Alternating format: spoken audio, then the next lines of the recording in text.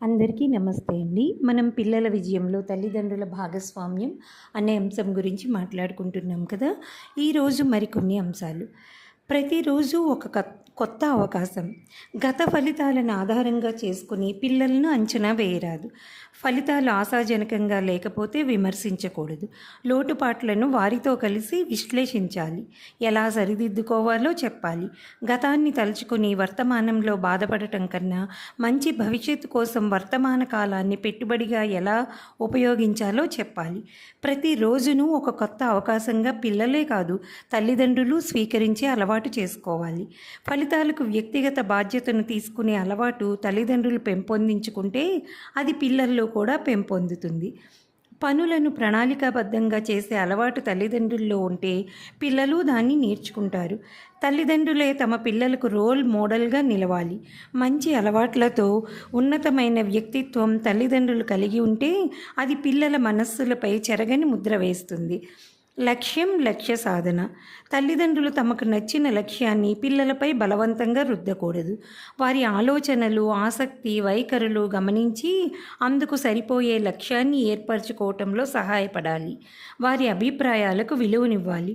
తాము సాధించలేని లక్ష్యాలను తమ పిల్లలైనా సాధిస్తే చూసి ఆనందిద్దామనో, తమ వలనే తమ పిల్లలు కూడా డాక్టర్, ఇంజనీర్, ఆఫీసర్ కావాలనో చూడటం సరికాదు.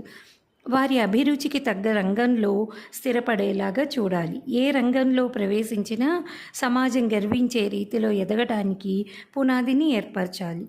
మంచి విలువలను చిన్నప్పటి నుంచే నేర్పించాలి. సమాజంపై చెరగని ముద్ర వేసి మంచి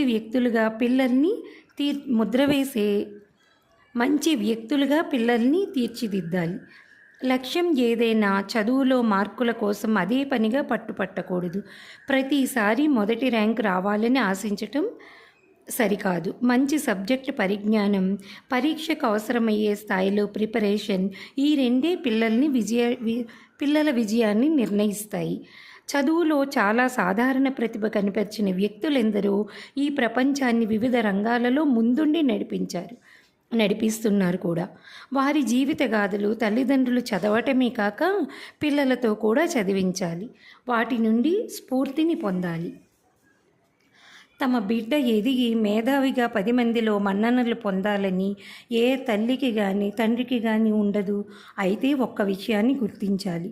మేధావులుగా ఎవ్వరూ పుట్టరు. పెంపకం, చుట్టుపక్కల వాతావరణమే వారిని తయారు చేస్తుంది. అంటే తమ బిడ్డ ఎదగటానికి, మేధావిగా మారటానికి అవసరమైన వాతావరణాన్ని తల్లిదండ్రులు కల్పించాలి.